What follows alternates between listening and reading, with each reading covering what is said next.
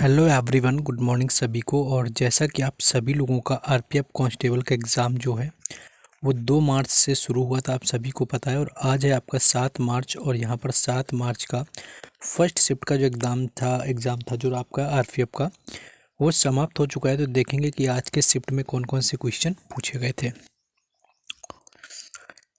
पहला क्वेश्चन है कि केंद्रीय मंत्रिमंडल ने 13 मार्च 2024 को खाद्य सुरक्षा के क्षेत्र में भारत और किस देश के बीच हस्ताक्षर हुए हैं। तो 13 मार्च अगर 2024 की बात करें तो भूटान इसका राइट आंसर हो जाएगा। और मैं बता दूं कि जितने दिन के एग्ज़ाम आपके हो गए उन सभी दिनों के हर शिफ्ट के क्वेश्चन हम आपको टेलीग्राम चैनल और व्हाट्सएप चैनल पर प्रोवाइड करा देते हैं। उनके लिंक डिस्क्रिप्शन में दिए गए हैं, तो जाकर के जुड़ जाइए। आपके प्रीवियस डेज के जो क्वेश्चन है वो वहाँ पर आपको मिल जाएंगे। तो केंद्रीय मंत्रिमंडल ने 13 मार्च 2024 को खाद्य सुरक्षा के क्षेत्र में भारत और भूटान के बीच किए गए समझौते पर जो है हस्ताक्षर को यहाँ पर आपकी मंजूरी जो है दे दी है। नेक्स्ट है कि रेडियो एक्टिविटी का एसआई मात्रक यहाँ पर पूछा गया, तो बेकुरल इसका राइट आंसर हो जाएगा। जो बेकुरल है ये रेडियो एक्टिविटी की आपकी जो होता है वो एक इकाई होता है, आपका एसआई मात्रक है। तो ये क्वेश्चन एक पूछा गया था। नेक्स्ट जो एक क्वेश्चन है काफ़ी आसान सा पूछा गया था कि जो पंडित रविशंकर हैं इनका जो संबंध है ये किस वाद्य यंत्र से है, ऐसा पूछा गया था। तो सितार इसका राइट आंसर हो जाएगा, सितार से रिलेटेड है। और 1999 के अंदर इनको क्या मिला हुआ था, भारत रत्न से सम्मानित किया गया था, जो कि दूसरे संगीतकार बने हुए थे भारत के अंदर। तो ये क्वेश्चन आपका पूछा गया था। नेक्स्ट है कि परमाणु का द्रव्यमान मुख्य रूप से किस पर आधारित है। तो अगर परमाणु के द्रव्यमान की बात करें तो परमाणु का द्रव्यमान जो होता है वो मुख्य रूप से प्रोटॉन और न्यूट्रॉन की संख्या पर आपका आधारित होता है, जो परमाणु के नाभिक में पाए जाते हैं। तो प्रोटॉन की यहाँ पर बात करें द्रव्यमान मुख्य रूप से आपका किसका, प्रोटॉन और न्यूट्रॉन की संख्या पर क्या होता है, आधारित होता है, जो कि परमाणु के नाभिक में पाए जाते हैं। नेक्स्ट क्वेश्चन है कि कौन सा नारा उग्रवाद को दर्शाता है। यहाँ पर आपके नारे दिए गए थे, तुम मुझे खून दो मैं तुम्हें आज़ादी दूंगा, सरफरोशी की तमन्ना, इंकलाब जिंदाबाद। और ये जो यहाँ पर आपको दिया हुआ था सरफरोशी की तमन्ना हमारे दिल में है, ये आपका जो है नारा दिया गया था, ये उग्रवाद को दर्शाता है। तो यही आपका राइट आंसर था, जो कि उग्रवाद को दर्शाने वाला नारा था।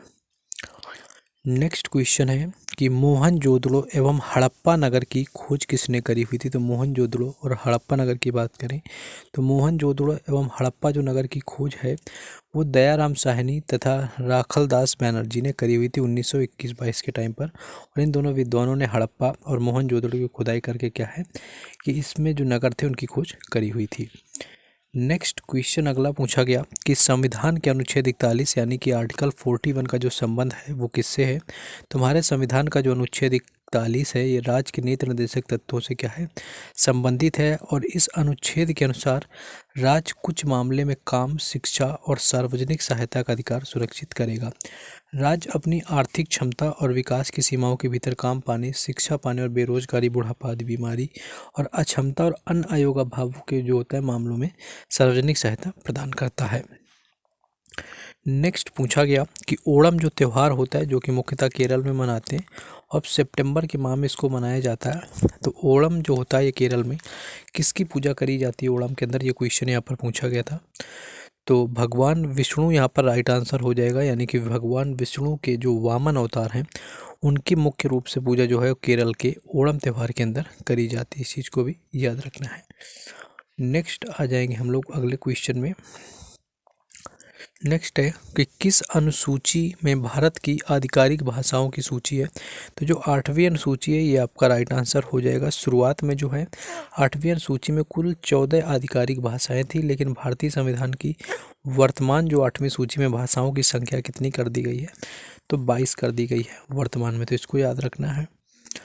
नेक्स्ट क्वेश्चन है कि संविधान की 5वीं अनुसूची किससे संबंधित है। तो भारतीय संविधान की जो 5वीं अनुसूची है वो अनुसूचित क्षेत्रों और अनुसूचित जनजातियों के प्रशासन और नियंत्रण से संबंधित होती है, प्रावधानों से संबंधित है। वर्तमान में भारत के संविधान में कुल 12 अनुसूचियाँ आपकी होती हैं, ये चीज़ आपको याद रखना है। नेक्स्ट क्वेश्चन है देखिए 1857 यानी 1857 की क्रांति से मोस्टली क्वेश्चन हर शिफ्ट में ही देखने को मिला है। तो लखनऊ में जो क्रांति हुई थी 1857 की, जो उसमें नेतृत्व किसने किया हुआ था, तो लखनऊ से बेगम हजरत महल और बिजारिस कादिर तथा दमन करने वाला जो अधिकारी था वो कोलिन कैंपबेल था और हेनरी लॉरेंस रहे हुए थे। तो किस आपके फ्रीडम फाइटर ने कहाँ से नेतृत्व किया, ये मोस्टली कई शिफ्टों में पूछा गया है। नेक्स्ट है कि निम्नलिखित में से कौन सी नदी सिंधु की सहायक नदी नहीं है। तो यहाँ पर नदी की बात करें तो महानदी इसका राइट आंसर हो जाएगा। यानी जो महानदी है वो क्या है, वो सिंधु की सहायक नदी नहीं है और बल्कि यह एक स्वतंत्र नदी है जो कि उड़ीसा और छत्तीसगढ़ के क्षेत्रों में बहती है। नेक्स्ट क्वेश्चन पूछा गया कि कौन सी नदी गंगा की दाईं ओर की सहायक नदी है। तो यहाँ पर सोन राइट आंसर हो जाएगा। यानी गंगा प्रणाली भारत में दूसरी प्रमुख जल निकासी प्रणाली है। यह उत्तराखंड में गोमुख के पास गंगोत्री ग्लेशियर से क्या है, ये निकलती है। तो ये क्वेश्चन एक पूछा गया था। एक क्वेश्चन यहाँ पर आया हुआ था कि मौर्य काल में सीमावर्ती दुर्गों पर जो रक्षक होता था उसको क्या कहलाते थे। तो जो मौर्य काल था उसमें जो सीमावर्ती रक्षक होते थे उनको अंतपाल के नाम से जानते थे, उनको अंतपाल कहा जाता था। तो अंतपाल जो है इसका राइट आंसर था। नेक्स्ट एक था कि जो 86वां 86 संविधान संशोधन था वो किस वर्ष हुआ था। तो इसको 2002 में किया गया था, जिसमें कि 6 से 14 वर्ष के जो बच्चे थे उनके लिए निःशुल्क शिक्षा की व्यवस्था की गई थी और इसी में एक आर्टिकल जोड़ा गया, आर्टिकल 21 है, यानी कि अनुच्छेद 21 ये जोड़ा गया था शिक्षा का अधिकार, वो 86वें संविधान संशोधन में था। नेक्स्ट है कि किस विटामिन में कोबाल्ट उपस्थित होता है। तो विटामिन B12 इसका राइट आंसर हो जाएगा। यानी जो विटामिन B12 होता है इसके अंदर कोबाल्ट की उपस्थिति होती है, जो कि यहाँ पर पूछा गया था। नेक्स्ट क्वेश्चन है कि डॉक्टर भीमराव अंबेडकर ने किस विधानसभा से संविधान सभा के लिए चुना गया था। तो बंगाल इसका राइट आंसर था। यानी डॉक्टर भीमराव अंबेडकर को 1946 में बंगाल विधानसभा से संविधान सभा के लिए चुना गया था, जहां उन्होंने स्वतंत्र भारत के संविधान के निर्माण में महत्वपूर्ण भूमिका निभाई हुई थी। तो ये कुछ क्वेश्चन थे जो कि आज की आपके 7 मार्च फर्स्ट शिफ्ट में पूछे गए थे। बाकी मैं क्वेश्चंस जो मिलेंगे उनको मैं टेलीग्राम चैनल और व्हाट्सएप चैनल पर डाल दूंगा, उनके लिंक डिस्क्रिप्शन में दिए गए हैं, तो उनसे जाकर के जुड़ जाना है। साथ ही साथ आपको वीडियो को शेयर एंड चैनल को सब्सक्राइब भी कर लेना है। बाकी मिलते हैं नेक्स्ट वीडियो में। जय हिंद।